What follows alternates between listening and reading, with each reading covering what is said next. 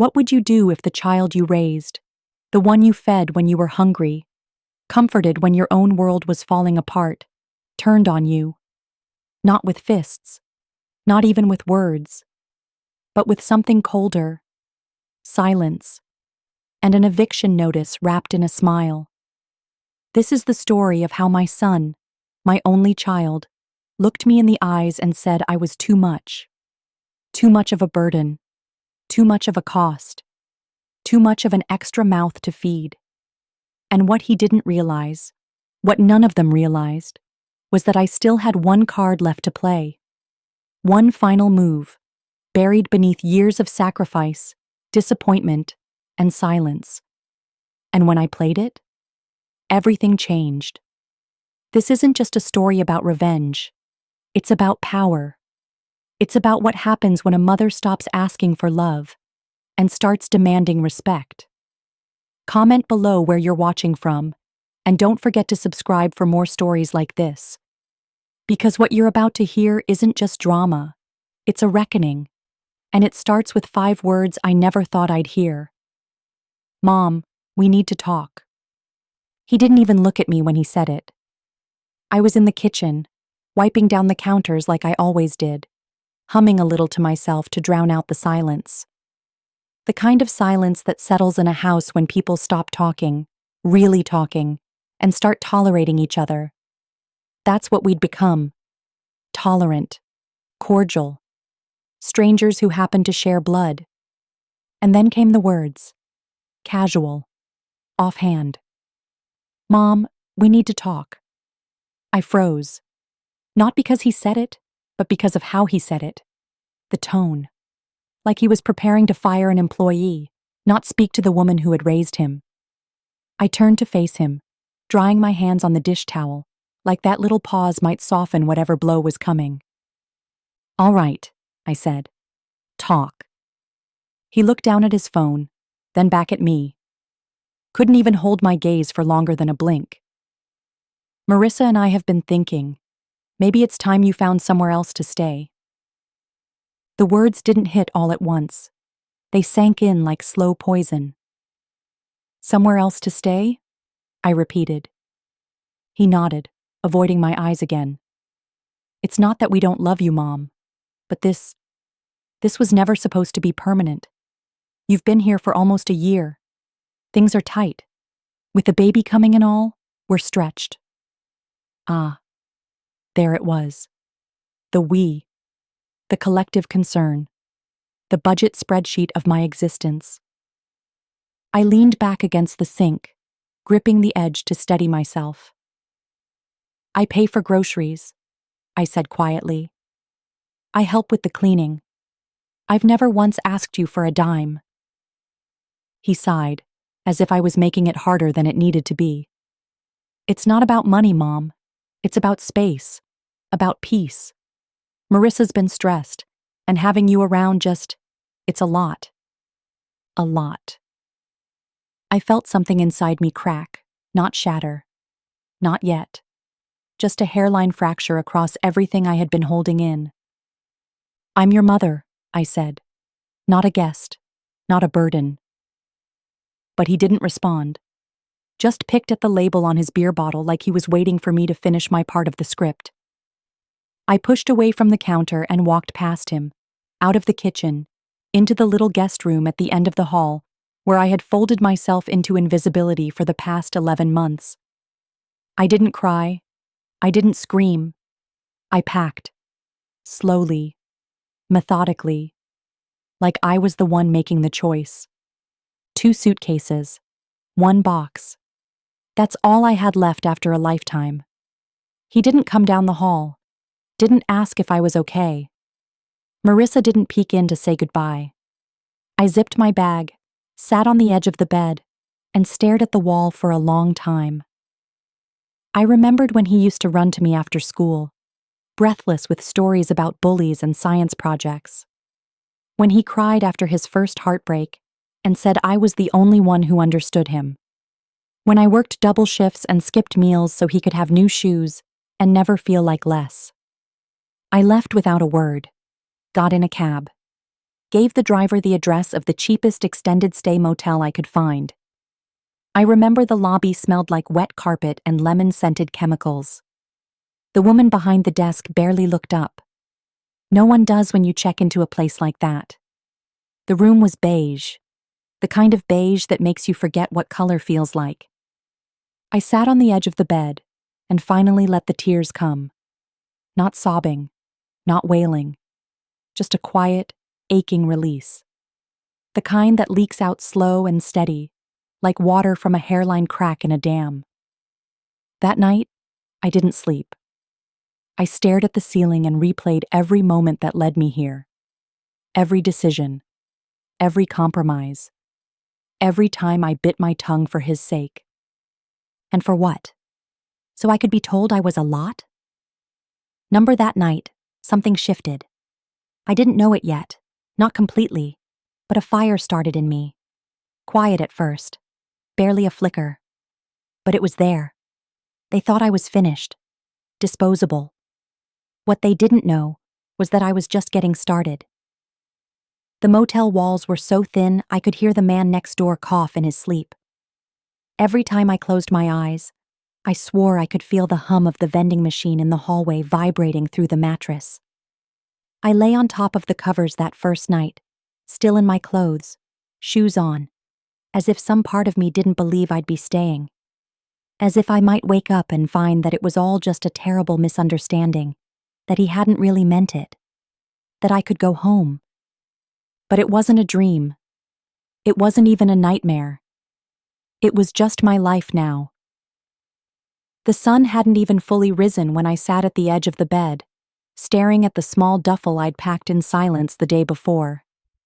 I'd brought the essentials, clothes, a toothbrush, a bottle of aspirin for my knees, but I had forgotten to pack hope.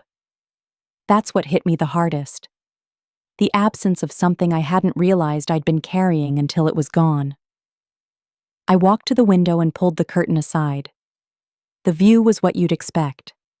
A parking lot, a flickering light pole, and a rusted dumpster that had given up trying to close its lid. A man in a hoodie was pacing by the ice machine with a cigarette dangling from his lips. It wasn't home, but for now, it was shelter. That morning I called 3 numbers. 2 went to voicemail. The third, an old friend from church, picked up, but her voice was different, strained. "Marlene, I'm so sorry," she said. "I really am. But my son's staying in the spare room since the divorce. You understand, right?" I told her I did, even though I didn't. I understood what it meant, but I didn't understand how a woman could be left behind so easily. With one sentence, one shrug, one politely wrapped excuse. By noon, I was sitting in the motel lobby with a paper cup of stale coffee and a phone that wouldn't stop buzzing with spam calls. Nobody useful. Nobody who mattered. Just algorithms and strangers trying to sell me something I couldn't afford. I stared at the screen for a long time before pulling up my son's number. The one listed under David, instead of my baby, now. I typed out a message. "I'm okay. Just wanted to let you know I got a room. Hope Marissa's feeling better. I love you." I stared at the words for a full minute before hitting send. And then I waited. Nothing. Not even a seen notification. That's when I stopped expecting an answer. The next few days blurred together. Mornings were filled with job boards and applications, afternoons with rejection emails or worse, silence. The only place that called me back was a diner 2 miles away that wanted someone younger and quicker on their feet. I smiled and told them thank you. Then I went into the motel bathroom and cried quietly until my face went numb. There's a kind of grief that comes not from losing someone, but from realizing they never saw you. That's what it was. Not that he kicked me out, but that he'd been willing to. Willing to choose peace over me. Willing to let the woman who raised him figure it out on her own, like I was some stranger off the street who'd overstayed her welcome. On the 4th night, I sat on the floor with my duffel bag open, trying to find my charger. That's when I found it. A folder I'd tucked in by accident during the rush. It held a few documents from home, old tax forms, insurance papers, and buried between them, an envelope with my name written in a hand I hadn't seen in years. It was my late husband's handwriting. He used to leave me notes like this. Little things, grocery lists, reminders to rest. But this one was different. He had written, "To be opened if anything ever happens to me." I froze. It was sealed with tape that had yellowed and curled at the edges. My hands trembled as I peeled it open. Inside was a letter and a business card.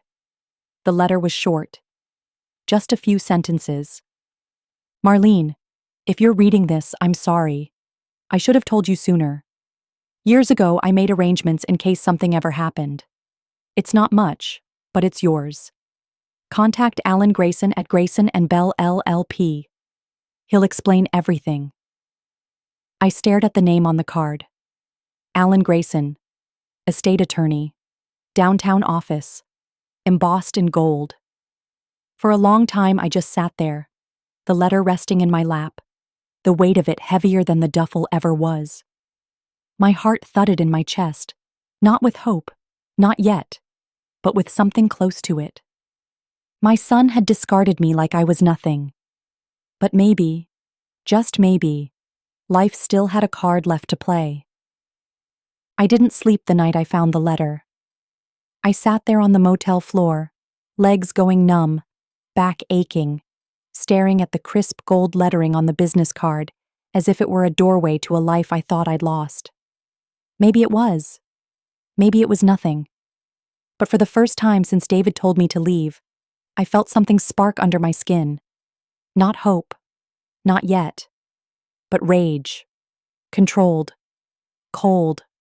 Focused. By morning, I was dressed in the best I had, which wasn't saying much.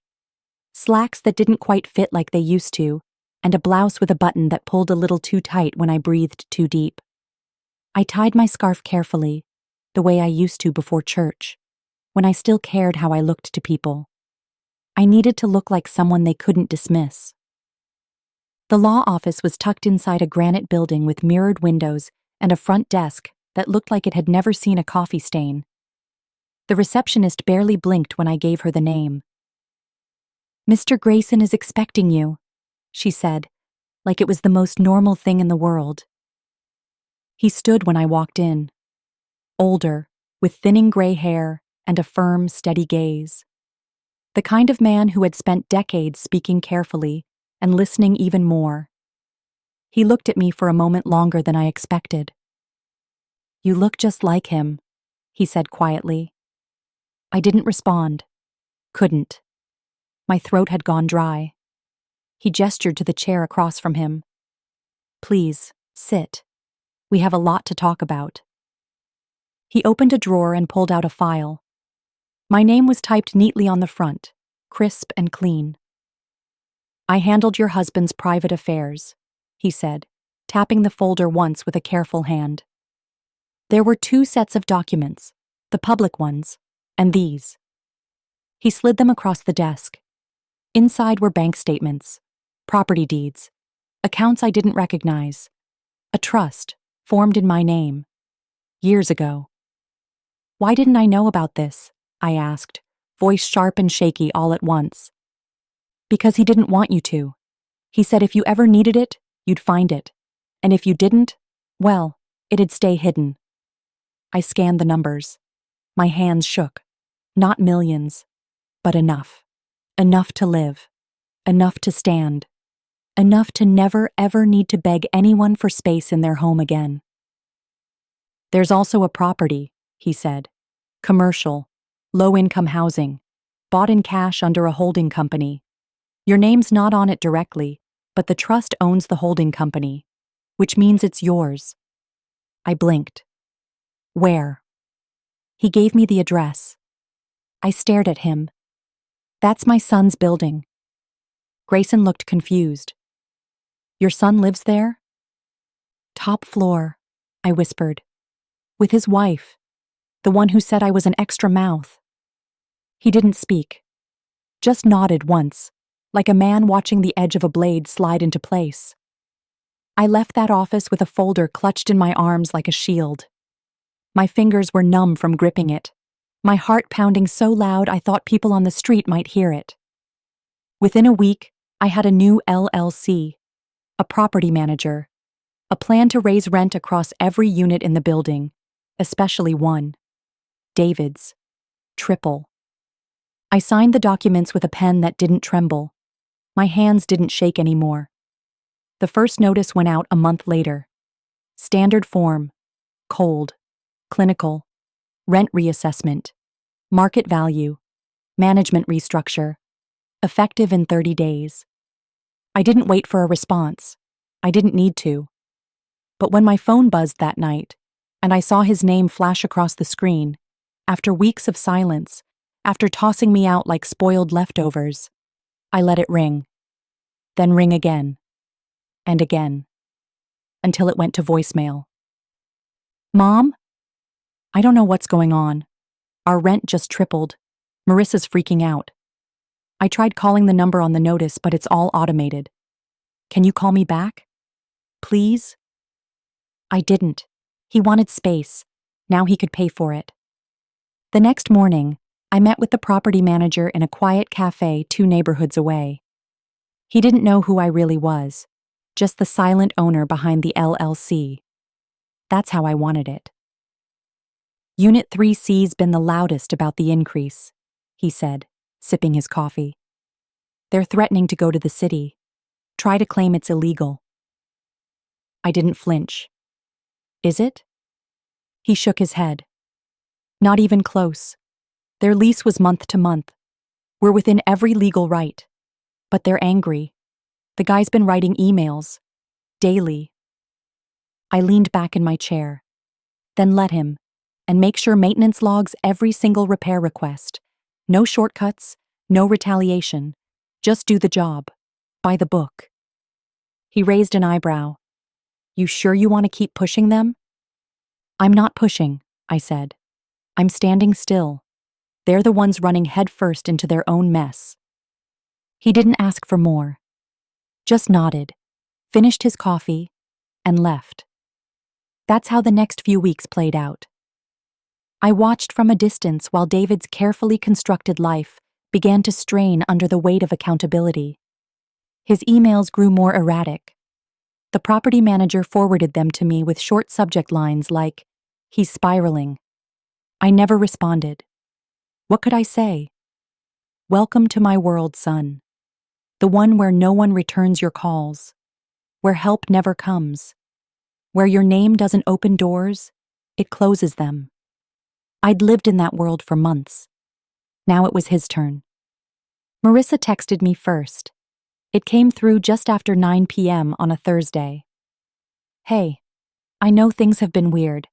I don't know if you've heard what's happening, but we're kind of in a tough spot. Can we talk? Please? I stared at the message for a long time. Not because I didn't know how to respond, but because some part of me still remembered her as the girl who called me mom, without hesitation. Before she ever married my son. Before she learned how to smile at me like it cost her something. I didn't answer. Instead, I started planning renovations. Not for them. For the building. A fresh coat of paint. Security upgrades. A new buzzer system. Small things that gave the place dignity.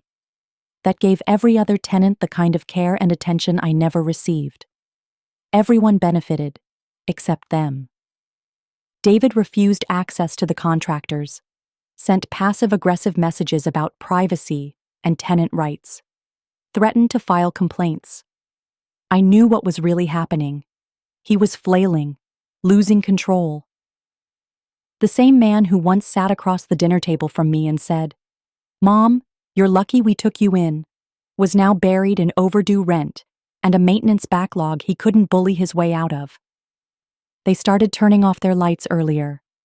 One by one, luxuries disappeared. The second car was gone. Then the new stroller. Then, finally, the cleaning lady who used to glare at me when I passed her in the hallway like I was the help. I watched all of it, not with joy, not with bitterness, with clarity. And I hadn't even begun yet. The knock on my door came just after dark. Not loud, not frantic, just cautious. I knew who it was before I even looked through the peephole. There's a silence people carry when they come with guilt on their shoulders. It's thick, heavier than rage. That was the silence I heard through the door. When I opened it, there he was, David, my son. The same man who tossed me out of his home like I was excess furniture during a remodel. But now, he looked different. Gaunt. Hollow. Like the wind had finally gotten to him and blown through all that self-righteous pride. He didn't say anything at first. Just stood there on the threshold with his hands shoved deep in his pockets, like that might hide the shaking. "Hi, Mom." The words were so small they barely crossed the threshold. I stepped aside without speaking. I don't know why. Maybe I just wanted to see what version of him had finally crawled to my doorstep. He moved slowly, like he expected the floor to reject him. He looked around my apartment, the place I'd built with my own money, my own hands, after being left with nothing. He didn't say it, but I saw it in his eyes. Surprise. Maybe even a hint of shame. "You look good," he said, voice stiff. I didn't bother returning the compliment. He sat on the edge of the couch, spine straight, knees together like a scolded child waiting for the lecture. I didn't offer him a drink. He didn't ask for one. "We're in trouble," he finally said. There it was. Not hello. Not, "I'm sorry." Not, "I made a mistake." Just that. The royal we. As if I didn't know exactly who was sinking and who he planned to cling to for air. He looked at his hands. "We didn't know the rent was going to jump like that. It's impossible. We're barely holding on. Marissa's out of work. The baby's coming sooner than we thought. And I'm already working overtime. I can't do it all." I raised an eyebrow. "But you could do enough to throw your mother out on the street?" His head dropped like the weight of that one sentence could crush him. "I didn't mean for it to go like that. I thought it would be temporary. I thought—" He paused, searching for words that wouldn't make him sound like the villain he was. "I thought maybe you'd land on your feet." "I did," I said, cool and even. "Just not where you could step on me again." That one landed. I saw it in the way he closed his eyes for a second too long. "I was wrong," he said finally, barely above a whisper. "About what?" He looked up at me. "About everything." Silence stretched between us, the kind that reveals more than it hides. He took a deep breath, his voice tight. "I know you're behind the company. ML Holdings. I found the paperwork. I followed the trail. I know it's you." I didn't deny it. "And I know what you're doing," he said, his tone sharpening. "You're making a point. You're trying to teach me a lesson." I laughed. Not loud, not bitter. Just enough for him to hear how ridiculous that sounded. "You think this is about a lesson?" I said, standing to look out the window. "No, David. A lesson would mean I thought you could learn something." He didn't respond. He just stared at the floor, swallowing whatever pride he had left. "I didn't raise you to be this man," I continued, keeping my voice low but deliberate. "Entitled, cold, dismissive. I raised you to stand on your own. I gave you everything I never had. And you turned around and treated me like a stranger asking for scraps." He flinched, but I wasn't done. "You threw me out like I was nothing. And now that you've finally felt what that kind of nothingness tastes like, you're here. Looking for comfort. Looking for help. Looking for a mother again." His eyes shone with unshed tears. I don't know what I'm doing anymore, he said, cracking for the first time. You're going to have to fix this on your own, David, I said softly. Just like I did. I'm not your safety net anymore. He nodded, the motion slow and full of understanding. He left a few minutes later, quieter than he came in, and I watched him walk down the hall, my son, the man who called me an extra mouth, and disappear into the night he once left me in. Only this time, I wasn't the one in the dark. The door clicked shut behind him, and the silence that followed wasn't the kind that brought peace. It was the kind that echoed. I stood in my living room, the dim lamp casting long shadows on the walls, my heartbeat the only sound filling the air. He was gone. David. My son. The boy I had carried, fed, protected, wept for. The man who had told me, without blinking, that I was too much. An extra mouth. A burden. A problem he didn't want to solve. And now he had come crawling back, not on his knees, but close. I didn't move for a long time after he left. My tea had gone cold on the side table. The room smelled of old wood and lemon cleaner. But all I could focus on was the ghost of his voice, still bouncing around the corners of my apartment. I'm sorry. I didn't see it. We're drowning. I had waited months, years for those words. But now that I had them, they didn't feel like healing. They felt like confirmation. Confirmation that I hadn't imagined the cruelty, that I hadn't misunderstood the betrayal. The next day, I woke before sunrise. Something inside me restless. It was the same feeling I used to get the night before a hurricane back home. That tightness in your gut, where you know something is coming, and you're either going to brace yourself or be swept away. I opened my laptop, logged into the management portal. Unit 3C's payment was overdue. Again. The red notice stared at me like a dare. They weren't going to make it. I knew that now. Whatever pride David had left would keep him from accepting help. But the rent would still be due. The bills would keep stacking. Marissa would get more distant. The walls would close in. And he'd spiral until there was nothing left but a man too angry to apologize again. I closed the laptop and leaned back in my chair, pressing my fingertips together. He thought the apology meant the game was over. He thought showing up, looking broken, would be enough to undo what he did. But grief isn't a switch. It's a slow burn wound. And I was still bleeding. By the end of the week, the call came from the property manager. I was standing in line at the bank when my phone buzzed. Hi, this is Marcus. Just wanted to give you a heads up. Unit 3C left a voicemail this morning asking about emergency rental assistance. He didn't say much, just said they're struggling. Asked if the company could offer any breaks. I didn't answer right away. My gaze drifted to the woman ahead of me counting cash into the teller's hand, her fingers trembling slightly. I wondered if she'd ever been someone's burden too. Tell him it's not company policy, I said finally. No exceptions. Especially not for repeat offenders. Marcus didn't question me. Understood. I ended the call and stared down at the floor tiles beneath my feet. Beige, cracked, clean, but still tired. Just like me. There was no joy in denying him relief. No victory. Only silence. A silence I had grown intimately familiar with. A silence he now had to learn. That weekend, I drove past the building again. The courtyard was empty. A few kids played near the stairs, their laughter too bright for the gloom that hovered over Unit 3C.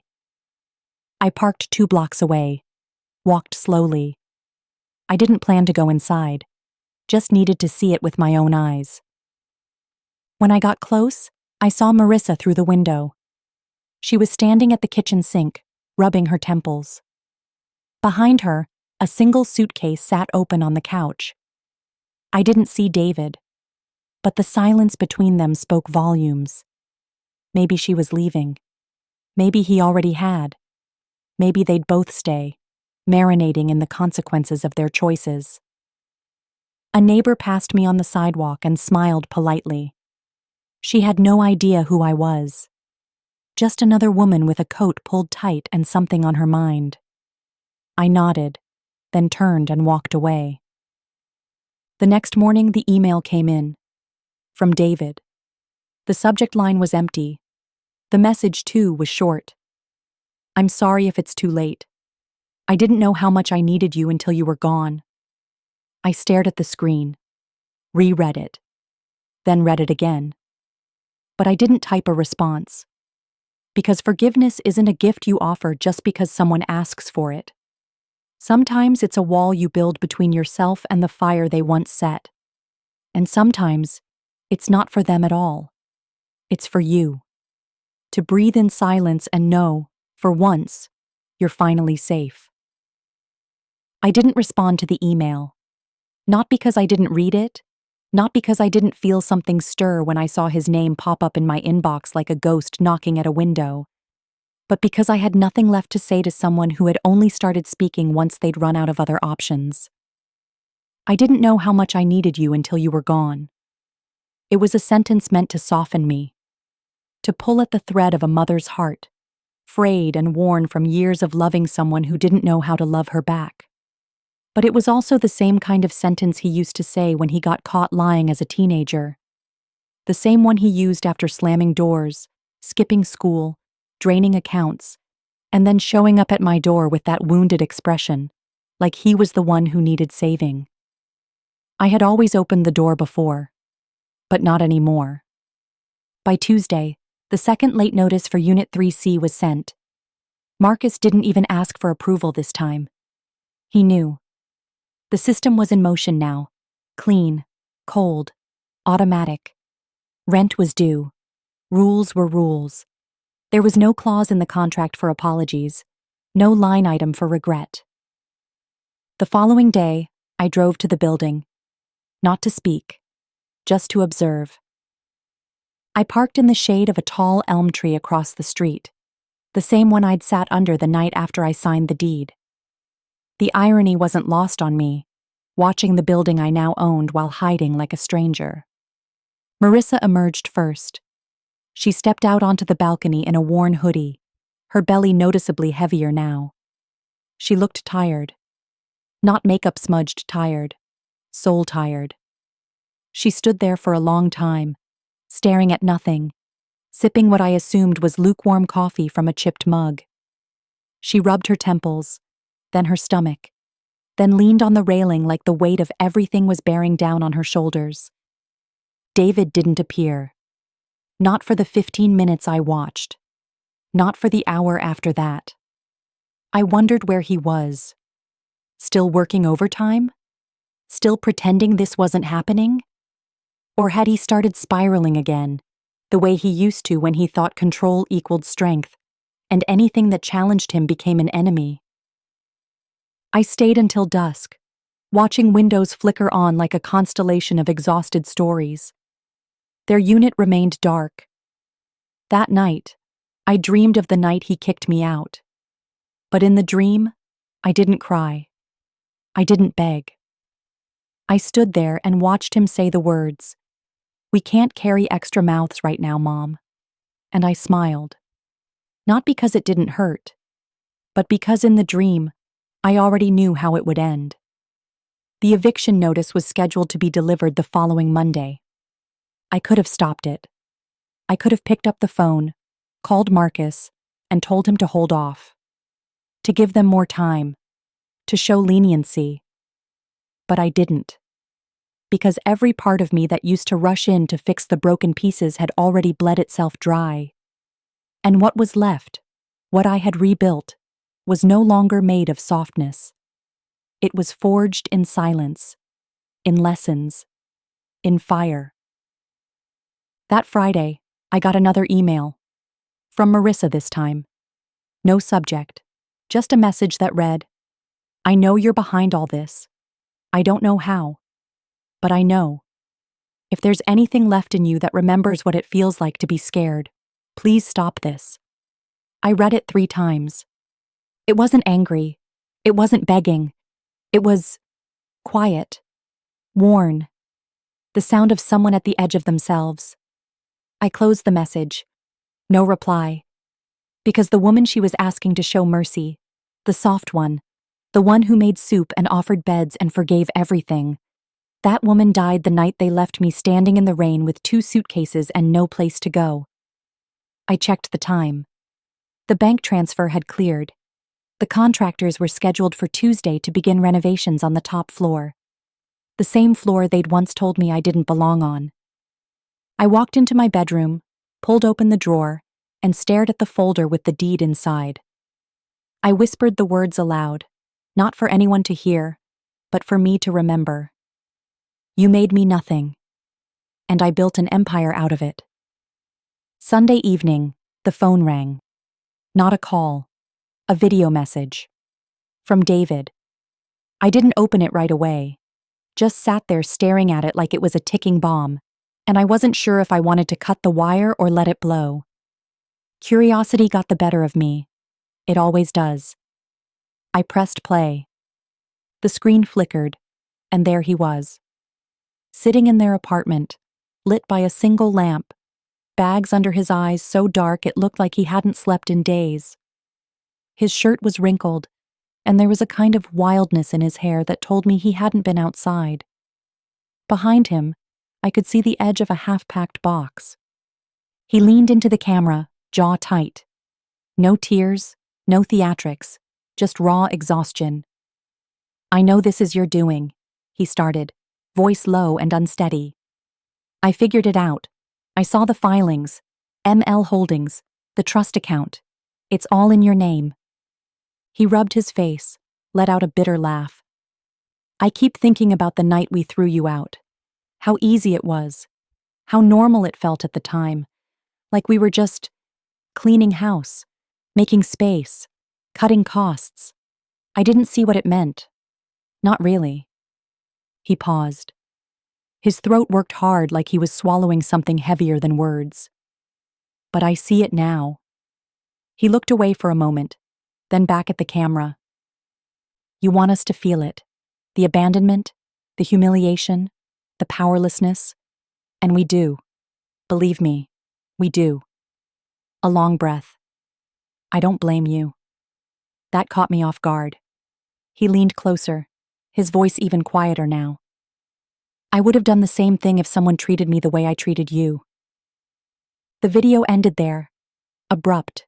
No goodbye, no request for mercy, just silence.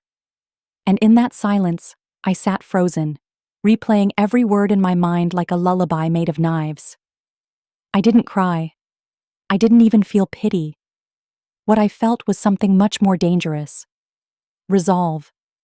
Because guilt doesn't undo damage, and regret doesn't buy back time. They wanted me gone. Now I wanted them to feel what it's like to lose everything you took for granted. The next morning, I didn't wait for Marcus to call. I walked into the building myself. The hallways smelled of bleach and dust. Clean, quiet, familiar. As I passed by 3C, I heard nothing. No television, no arguing, no movement.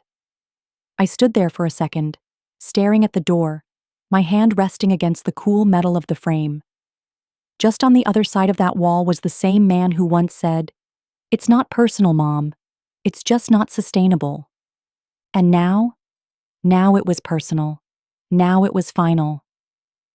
I moved past the door and made my way to the rooftop. I hadn't been up there since the renovations started. The view was still the same. Austin spread out beneath me like a city on the verge of forgetting who built it. I stood there with the wind in my face, the world humming quietly beneath my feet. This was mine now. All of it. And if he wanted to tear it down, if he wanted to scream, to blame, to call it cruelty, that was fine. When I left the building, I didn't look back at 3C. I didn't need to. The locks would change by Friday. Their names would be struck from the lease, and the space they once occupied would be renovated and relisted at double the rate. Not because I needed the money, but because I needed the memory. A reminder that the woman they discarded had become the woman who could erase them entirely. And in that silence, I was finally free. The lock was changed by Friday, just like I said it would be. No delays, no warnings, no more grace. When Marcus handed me the confirmation slip, he didn't say anything. He didn't have to. The look in his eyes told me everything. He had figured it out weeks ago. Maybe from the way I asked about only one unit. Maybe from the way my voice trembled the first time I said their apartment number. Or maybe he just knew the way a quiet woman sometimes holds the most dangerous storms. But Marcus was smart. He didn't pry. He just handed me the slip, nodded once, and left the envelope on my desk. Inside, clipped neatly to the form, were 3 photographs. The new keypad lock in place, the notice of termination posted to the door, and the empty unit, walls stripped bare, carpet stained in the corners. The last remnants of a family that tried to erase me now swept out like dust. It should have felt like closure. It didn't. It felt like surgery. Necessary. Painful. Clean. I drove home that night with the envelope still on the passenger seat. Every red light felt longer than the last. My hands gripped the wheel so tightly, I could feel the pulse in my fingers. By the time I pulled into the garage, it was already dark. But I didn't go inside. I sat there, the engine ticking in the silence, the photo of their abandoned apartment staring up at me from the envelope like a question I wasn't ready to answer. How did we get here? I remembered when David was 10 years old and terrified of thunderstorms. He'd crawl into my bed, blanket dragging behind him like a tail, whispering, "It's too loud, Mom." I can't sleep. I'd pull him close, wrap my arms around him and say, "Nothing can hurt you while I'm here." But now the storm was mine, and I wasn't pulling anyone in from the rain. Later that evening, I poured myself a glass of wine, not for celebration, but for survival. I sat at the kitchen table, the folder still unopened in front of me, and let the silence stretch. Outside, the wind picked up. Autumn was coming, and with it, a kind of cold that settles deep. Just after midnight, my phone lit up. Not a call, a video message. Again. But this one wasn't from David. It was from Marissa. I should have ignored it, should have deleted it without looking. But something about the time, the desperation of a message sent at 12:07 a.m., made my hand hesitate. I tapped the screen. She was in their car. The parking lot lights painted her in harsh yellow. Her hair was pulled back, and her face was flushed, but not from tears. From rage, exhaustion, fear. Her voice shook as she spoke. "I don't know what you think this is," she said, eyes darting to the side like she was making sure David wasn't near. "But whatever you're trying to prove, you've made your point." She shifted, clutching the steering wheel like it was the only thing keeping her grounded. "He lost his job last week. Didn't tell me until tonight. We sold the car battery this morning just to buy formula, and now we can't even get into the apartment." She looked down, then back up, jaw trembling. "You win, okay? You win. But I don't know how to protect our child from this. I don't know how to make him see that he did this to us. Not you. Him." There was a long pause. The camera shook in her hands. "I just thought you should know. Your granddaughter's name is Elise." And then the screen went black. For a long time, I didn't move. Didn't blink. My heart beat louder than the wind outside. Elise. She had never told me. Never even hinted. David hadn't either. They had scrubbed me so cleanly from their lives that even the child born from their mess was kept in the dark. A part of me ached. Another part turned to ice. Because I knew what came next. They'd try again. Not for love. For need. Not because they wanted to rebuild. but because they wanted relief. And I didn't know if I could survive being needed again. The next morning, I went to the bank and transferred a small amount into a prepaid assistance account under an anonymous donor title. Enough for a deposit somewhere. Not enough to come back. That was the line. They could survive, but they couldn't return. Later that afternoon, Marcus called. They picked up the eviction packet, didn't say much, just took it and left. I thanked him, hung up. And that night, for the first time in years, I stood in the hallway of my apartment and laughed. Not out of joy, out of disbelief, out of relief. Because finally, no one was coming back through that door expecting to be saved. And I was done being the woman who forgot how to close it. The door stayed closed. For days, maybe weeks, I didn't count. I walked past it without pausing. Elise. That name haunted the corners of my mind in the quiet moments. When the kettle hissed in the kitchen. When the sun broke through the blinds just right. When I caught myself brushing crumbs off the high chair that was never bought. She was real now. Not an idea. Not a hypothetical child used to make me feel guilty. But a baby. Breathing. Growing. Innocent. Born into the chaos her parents created, and bearing the weight of their pride like a stone in her tiny hands. I could still see Marissa's face in that parking lot, tight with fear, voice trembling not with sadness but fury. Fury at David, at herself, at me, but mostly at the life she found herself buried under. I understood that fury. I had tasted it for years. The prepaid assistance was used the following week. Marcus let me know quietly, without opinion. A one-bedroom outside city limits. Small, cheap, unfurnished. But it had heat, working locks, and a month's paid rent to get them started. I asked for no follow-up, no receipts, no names attached. That was the end of my obligation. Or so I told myself. But grief is a funny thing. It doesn't always come dressed as sadness. Sometimes it shows up in anger, sometimes in guilt, and sometimes, when the nights get cold and the city lights go dim, it slips in wearing your son's old baby blanket, the one you still keep folded in the back of a drawer you swore you'd clean out years ago. I didn't call him, but I dreamed of him. Not the man who shoved me out with a half-hearted, "I'm sorry, but we can't carry extra mouths." Not the man who blamed me for his stress, for his bills, for the choices he never wanted to own. No, I dreamed of the boy. The one who used to fall asleep on my chest after a bad dream. The one who cried when I left him at preschool for the first time. The one who once, just once, told me, "Mom, I want to be just like you when I grow up." I woke up from that dream with tears in my eyes and my fists clenched. Because somewhere along the way, I stopped being the woman he wanted to become, and started being the problem he wanted to solve. By the second Friday after their eviction, Marcus sent another update. Unit 3C had been rented.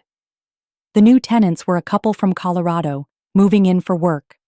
They paid in full, signed a 12-month lease. No questions, no drama. It was done. The last trace of them, gone. I stared at the digital lease agreement for a long time, wondering if they would ever drive past the building again. If they'd point it out to Elise one day. That's where we used to live. Would they say it with shame? With nostalgia? Would they even mention me? Probably not. They had scrubbed me so thoroughly from their lives that even my name felt like an intrusion. That night, I poured myself a glass of wine and pulled out the envelope again. The one with the deed, the payment receipts, the renovation permits. Everything that had turned me from a discarded woman into a landlord no one dared cross. I laid them out on the table like trophies. Not because I needed to gloat, but because I needed to remember. There were moments, quiet, terrible moments, where I questioned it all, where I wondered if I had become the villain in a story I never meant to write, if I had taken things too far, if I had let the fire they lit inside me grow too wild, too consuming.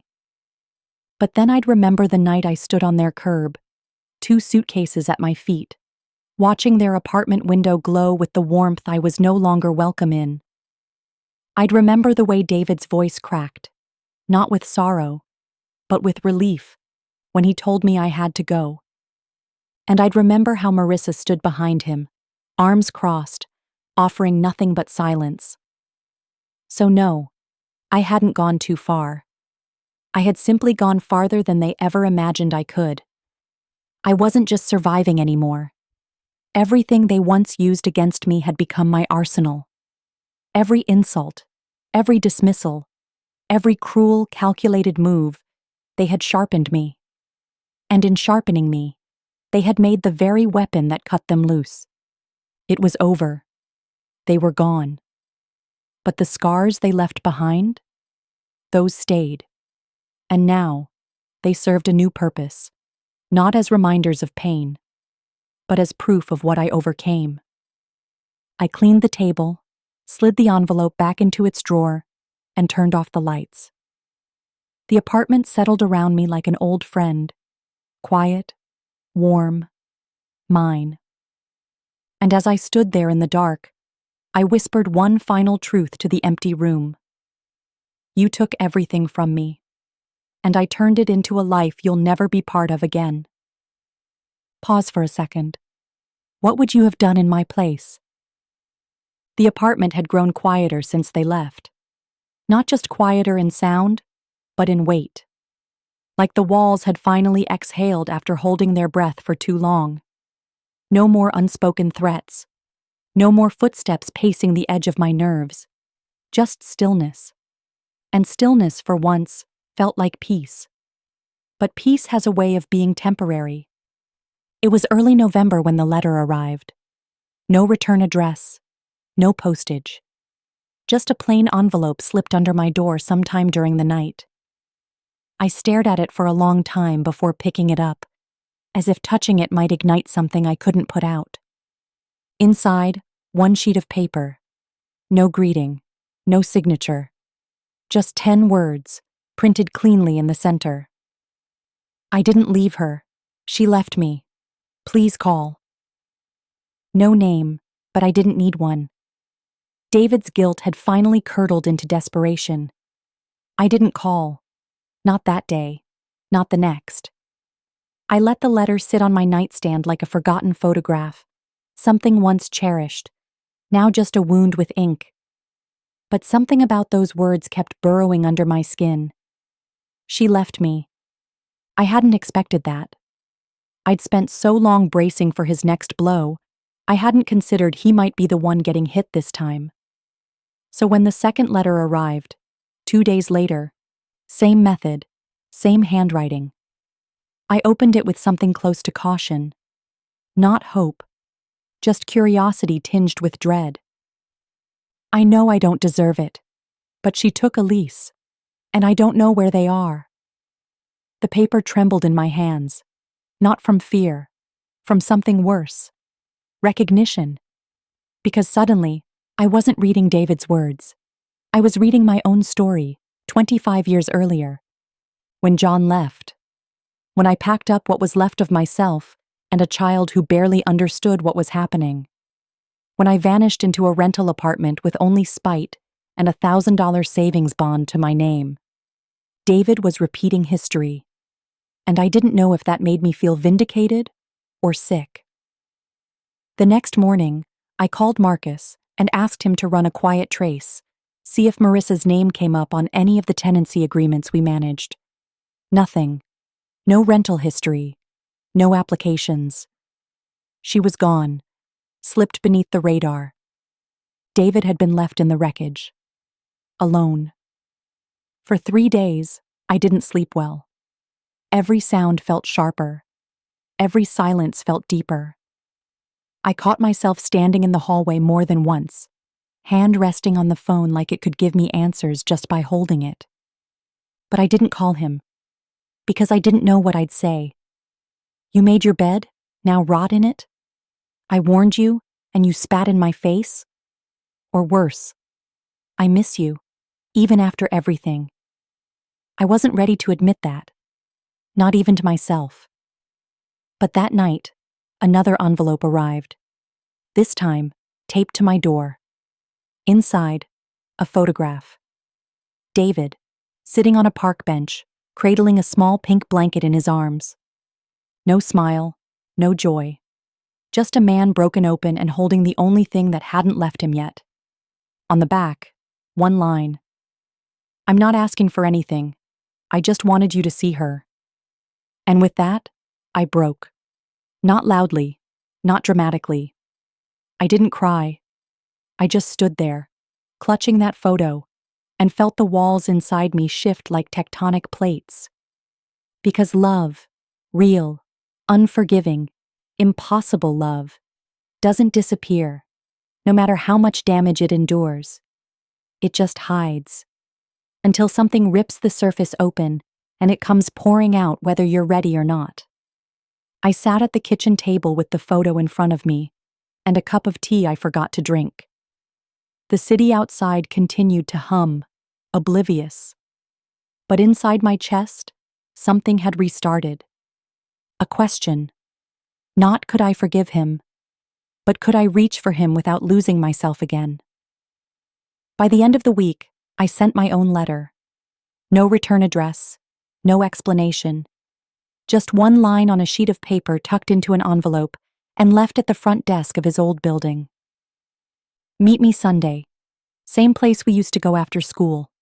4 p.m. I didn't know if he'd remember. I didn't know if he'd come. But I had to try. Not for him. Not even for Elise. But for me. Because all the strength in the world meant nothing if I used it only to build walls. Sometimes, strength meant opening the door, even if you weren't sure what would come through it. When Sunday came, I stood at the edge of the old playground near the community center. Leaves crunched underfoot, and the air was crisp with that bite only late fall could carry. The rusted swing set swayed slightly in the wind, and for a second, I thought I might be alone. Until I heard the soft crunch of footsteps behind me. I didn't turn right away. Not until I heard him say my name. Mom. And when I did, I saw the boy. Not the man who threw me out. Not the man who called me a burden. But the boy who once held my hand after school and asked if we could get ice cream even though he'd dropped his math grade. He was still in there. Just buried. Just lost. Like we all were. He didn't speak first. I didn't either. But when he reached into the stroller and lifted Elise into his arms, I stepped forward before I could stop myself. And for the first time in years, I looked into the eyes of someone who hadn't chosen sides, who hadn't drawn lines. Just a baby. Software blinking. Untouched by the war we started. He offered her to me, hands trembling. And I took her. Not because I had forgiven him. Not because he had changed. But because love, when it survives the fire, comes back quiet. And I was ready to listen. We stood in the biting wind like time had stopped, David and I. Two fractured people clinging to something we had no right to touch. A second chance. Elise squirmed gently in my arms, her head resting against my shoulder like she belonged there. Like the past didn't exist. But the past was all I could feel. It wrapped itself around my spine, coiled into the back of my throat. I kept my eyes on her, her soft breaths, her tiny fingers, because looking at him would unravel everything I had worked so hard to build. My distance, my strength, my silence. David finally took a hesitant step forward, hands shoved deep into the pockets of his jacket. He looked thinner than I remembered. Not physically. Just diminished. Like someone who had been hollowed out from the inside and was still walking around, pretending there was something left to give. She smiles when you sing. he said softly, his voice barely more than air. I try, but she always goes quiet. Marissa used to sing to her all the time. But now. He trailed off, and I didn't fill the silence. I just kept rocking Elise gently, letting her breath sink with mine, letting myself remember how it felt to matter to someone this small, to be needed in a way that wasn't transactional, to be trusted without having to prove a damn thing. She's gone, he said after a moment. I don't know where. I called her sister, her cousin. No one's seen her. She blocked me, took everything but Elise. And now.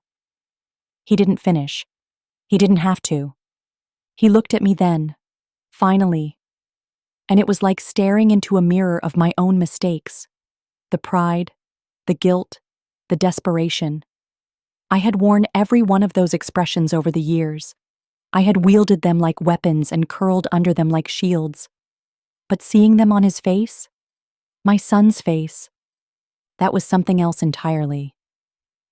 I didn't know, he said, his voice cracking, about what it felt like, to be left, to have someone decide you weren't worth staying for. The words hit harder than I wanted them to. Because once, not too long ago, I stood on a curb holding 2 suitcases, hearing my own child say almost the exact same thing in reverse. That I was too much, that I didn't belong, that I was an extra mouth. And now here he was, empty-handed and wide-eyed, asking for something he didn't have the language for. I looked down at Elise. She was asleep now, her small body heavy with that perfect baby stillness, as if the chaos around her couldn't reach her in dreams. She's beautiful, I said finally. It wasn't forgiveness, but it was something, an offering, a thread pulled taut across the chasm between us. David exhaled slowly, his shoulders trembling. I don't know what I'm doing. I thought it would be easier, that I could handle it, that if I just worked harder, figured it out, kept everything running, it would all work out. I handed Elise back before I lost my nerve. Her weight left my arms like a withdrawal. He took her gingerly, like she was made of porcelain, holding her with both reverence and fear. She looks like Marissa, he whispered, but she's got your eyes. I didn't answer. I couldn't. Because inside me, something was screaming. Something raw and maternal and bitter. It wanted to shake him, to shout, "You could have had this. You had it in your hands, and you threw it away." But I knew what that would do, what that would cause. I'd spent months pulling myself out of that darkness, and I wasn't about to dive back in for the sake of being right. I had won, but victory had never felt lonelier. We walked in silence back toward the edge of the playground, the leaves crunching underfoot like brittle bones. When we reached the parking lot, David turned to me. I know I don't deserve anything, he said, but if you ever wanted to see her again, I mean, you don't have to.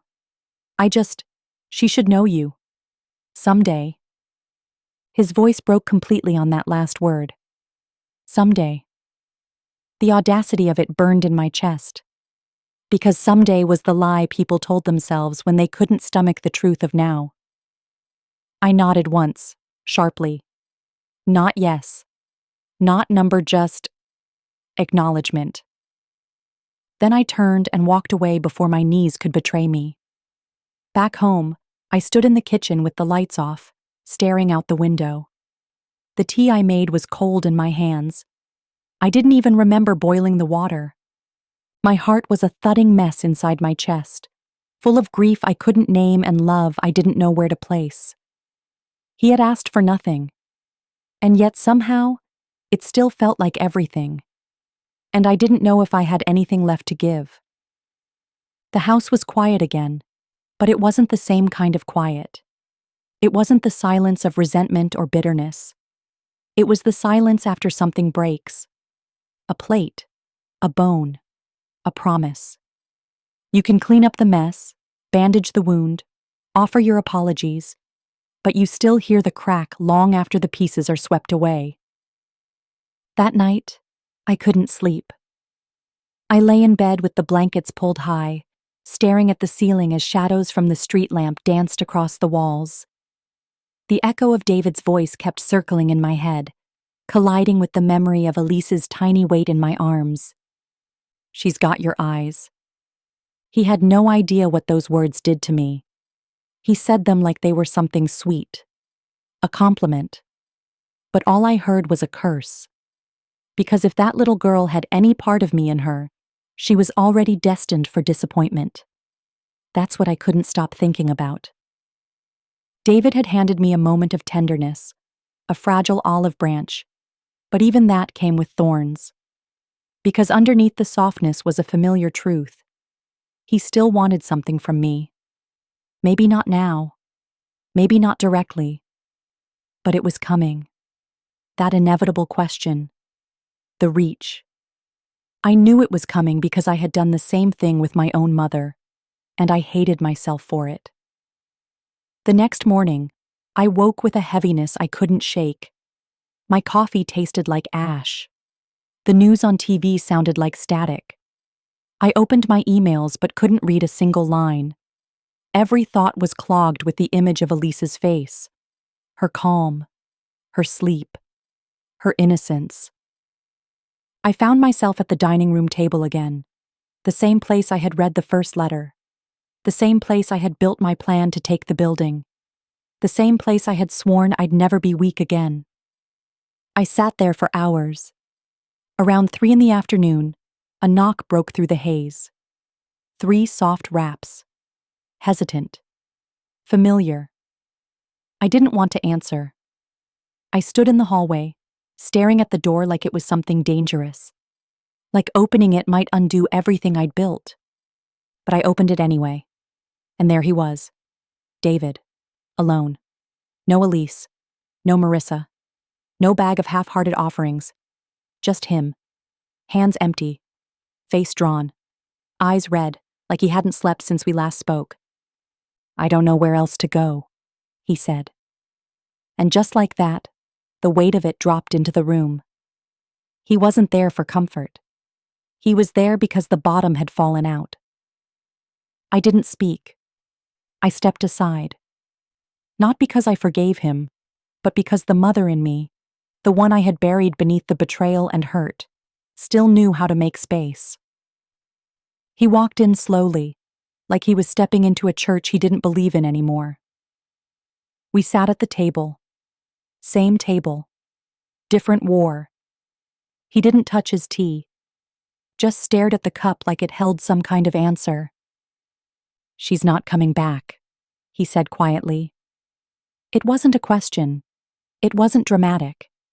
It was just the hollow truth of someone who had finally run out of denial. "She's got family in Colorado," he continued. "Her sister said she got a job out there. Left without a word. Took her phone number off everything. Blocked me. I found out through a mutual friend." I didn't ask about Elise. I didn't ask about custody or court or what the next steps were. Because I already knew. He was drowning. And the worst part was, I didn't know if I wanted to throw him a rope or watch him go under. "You hurt me," I said finally. He nodded, eyes fixed on the table. "You made me feel like I was nothing." "I know."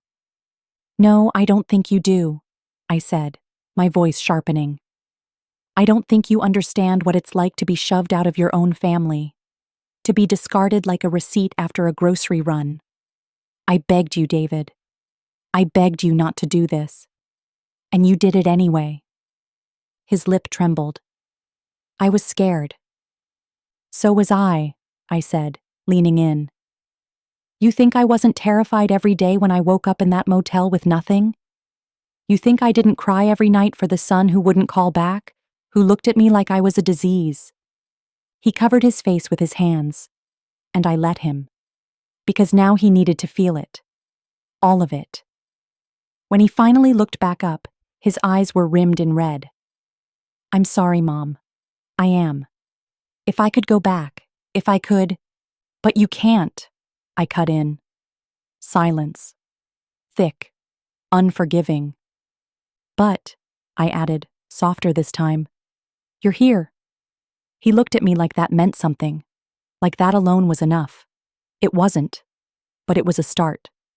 I stood, picked up his untouched tea, and poured it down the sink. "You can stay for dinner," I said without looking back. "But after that, you need to figure out your next step. I'm not your safety net anymore." I heard him inhale sharply, and then quietly, "Okay."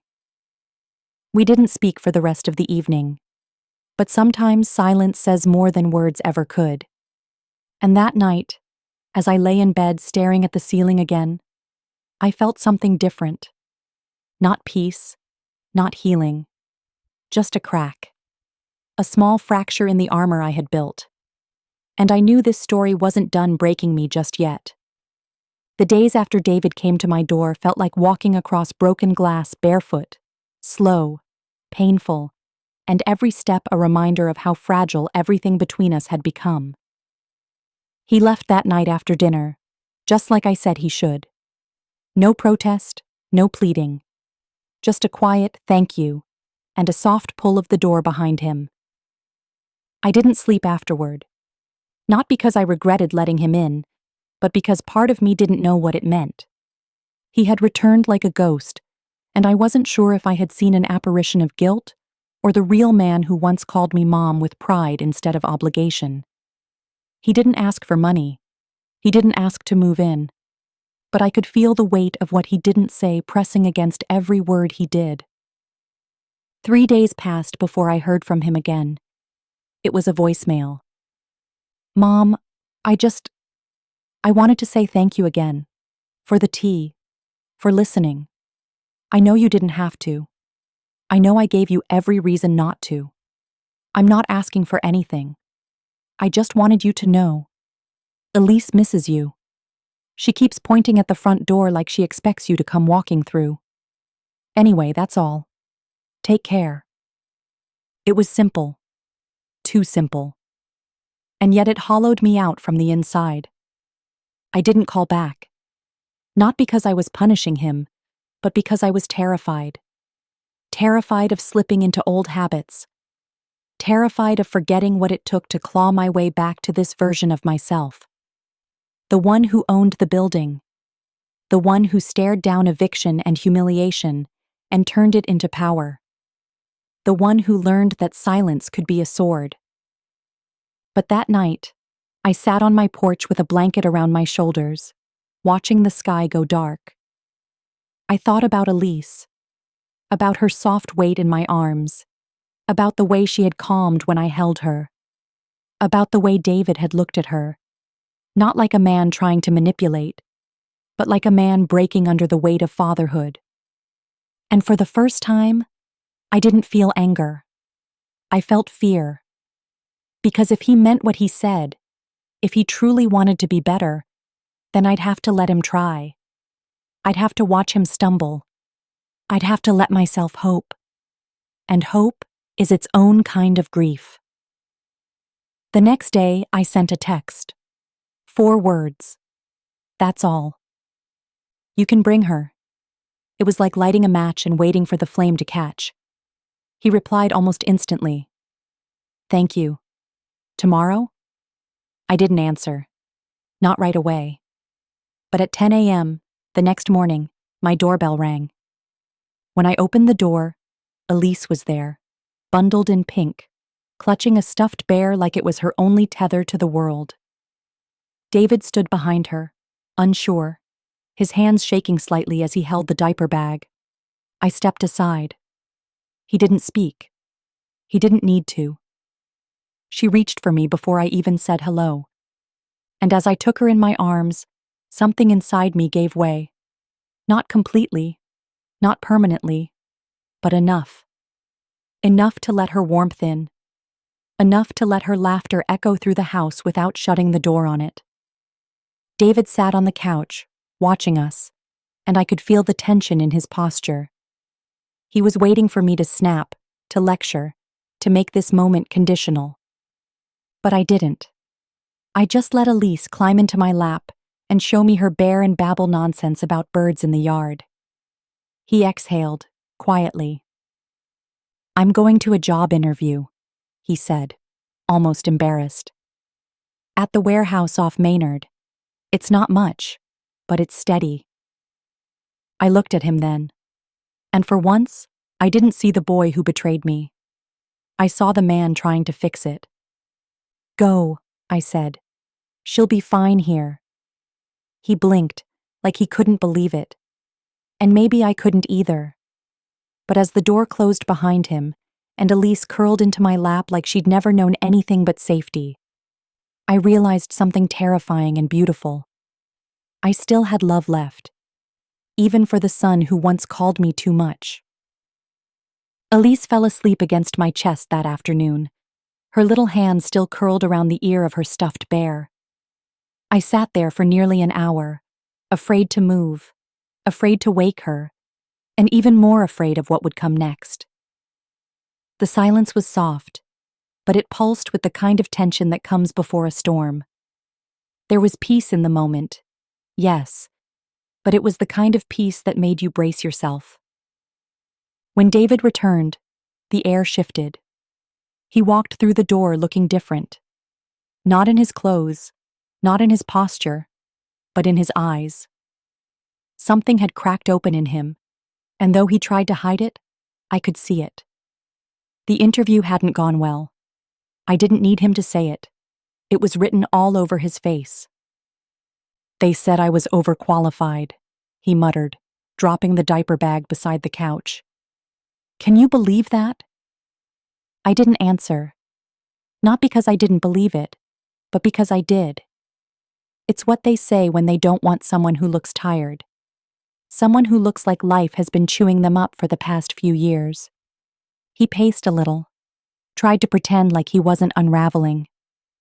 "They said they'd call," he added. "But they won't. I know they won't." He stopped suddenly and looked at me, eyes bloodshot. "I don't know what I'm doing, Mom. I really don't." For a split second, I almost stood, almost walked to him, put a hand on his shoulder, told him it would be okay. But I didn't. Because it wouldn't be. Not yet. Instead, I just looked at him and said, "Then stop pretending you do." He froze. Like that pierced something he wasn't ready to let go of. "You don't have to have it all figured out, David," I said quietly. "But you do have to stop lying to yourself. Stop lying to her." His face twisted. "I'm not lying to Elise." "No? What do you call it then? Leaving her with a woman you didn't speak to for almost a year while you chased down a job you knew you wouldn't get? You call that honesty? You think she doesn't feel that?" He didn't answer.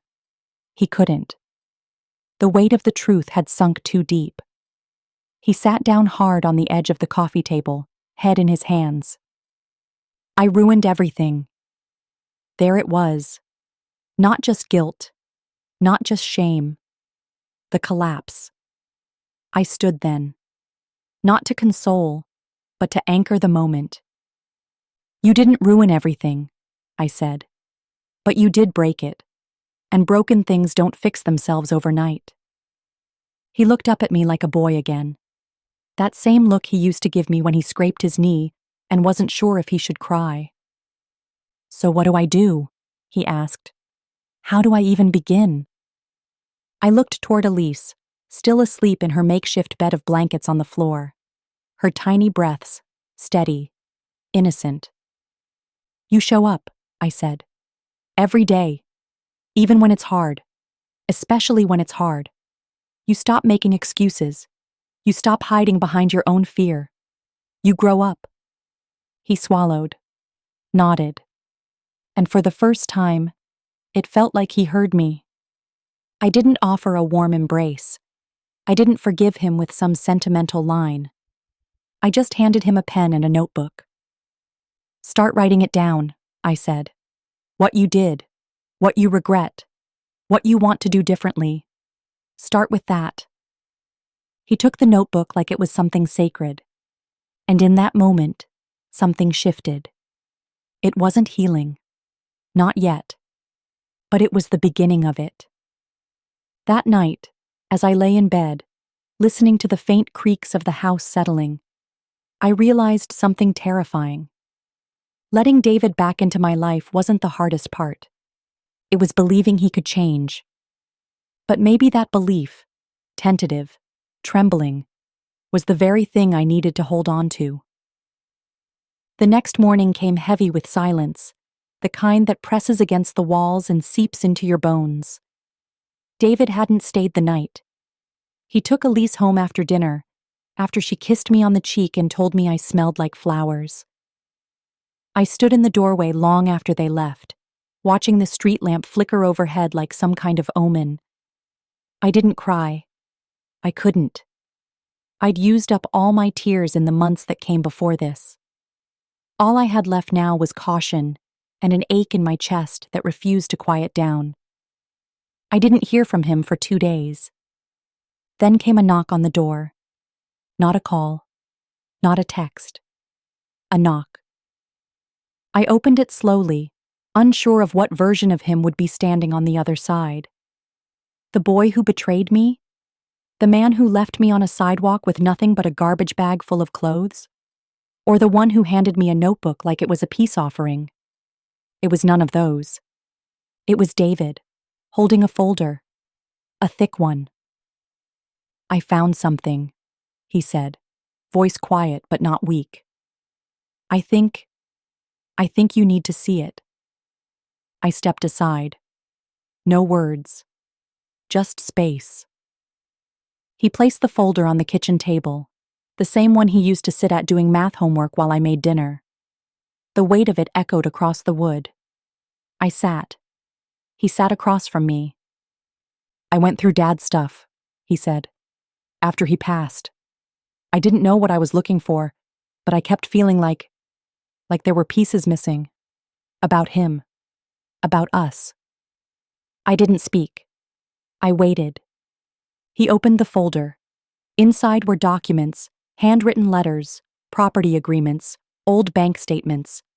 At first, it looked like noise. Just another pile of broken things I'd long buried.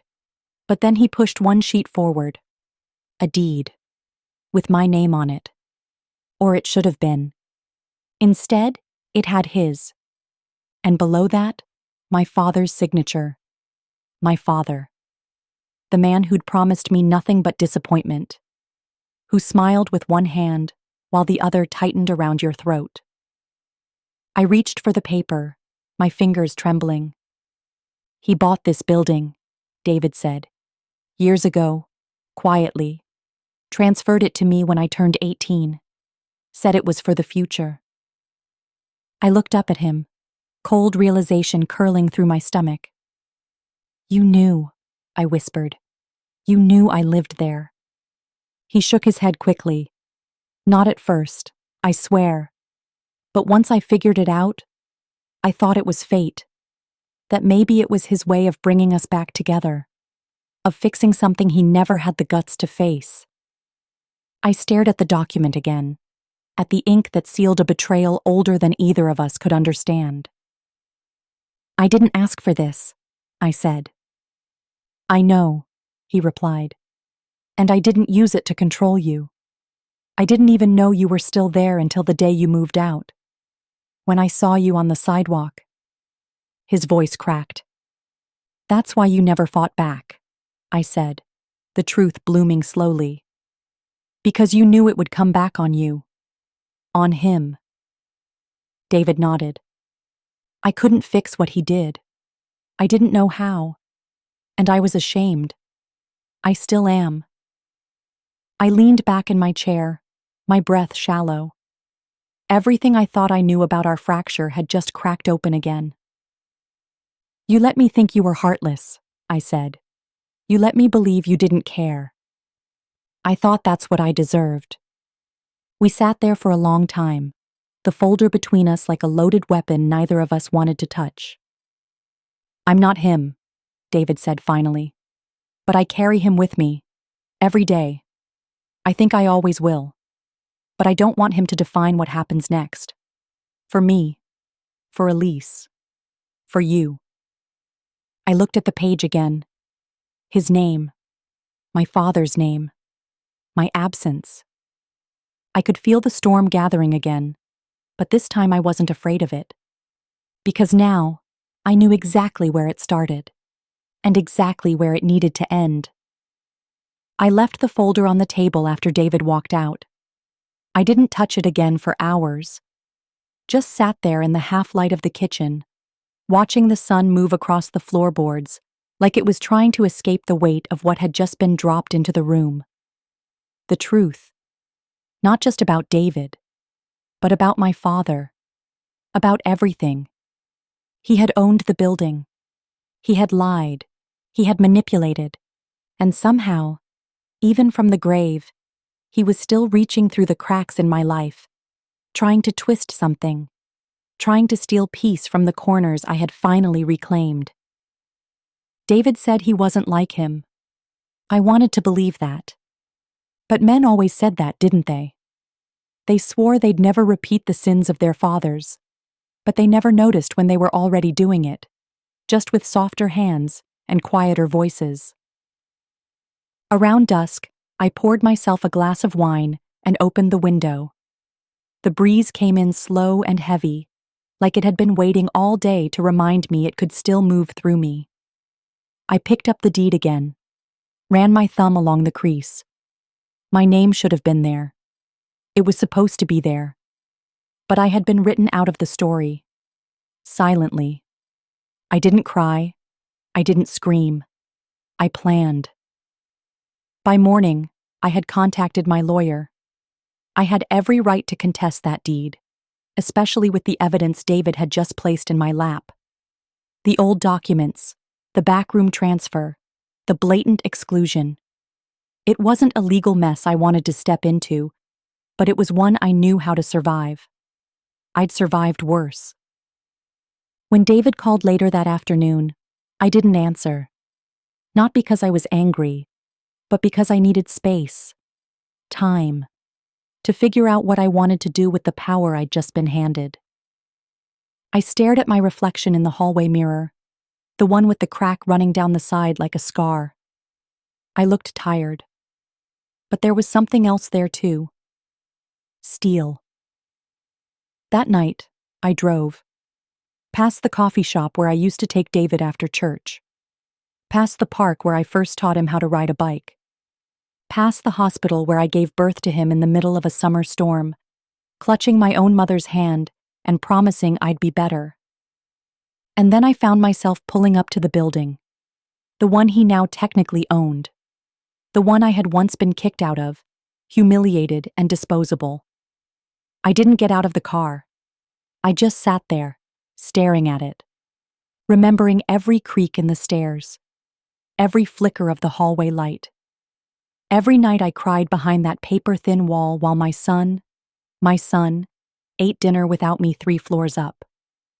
I don't know how long I stayed, but eventually, I drove home, poured another glass of wine, and sat down at the table. David had sent a text. Just 3 words. I'm still here. And for the first time in a long time, I didn't feel fury at those words. I felt the weight of what they meant. He was still here, despite the damage, despite the betrayal, despite the inheritance that had cut through us like a blade. He was still trying. And maybe that was the one thing my father had never done. Try.